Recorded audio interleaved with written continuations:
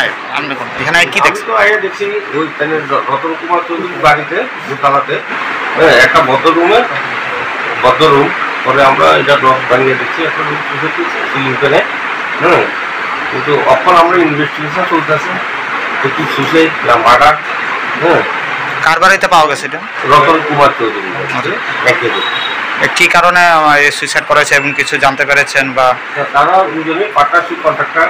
কালকে রাত্রে 8:30 তাদের বাড়ি যাইছিল, আইছিল মানে তাদের বর্তমানে তাদের গাড়ি দিয়ে আইছিল। কার সাথে? তাদের সাথে, ওনার সাথে রতন কুমার চৌধুরীর সাথে। আচ্ছা। এরপরে রাত্রেবেলা 11টা দিতেছে, তাদের খাওয়া দাওয়া করছে, তাদের সিঙ্গি রুমে ঘুমাই তুলছে। হ্যাঁ, পরে আজকে সবাই খবর দিচ্ছে, আমরা আইছি, আমরা ইনভেস্টিগেশন চলতেছে। আপাতত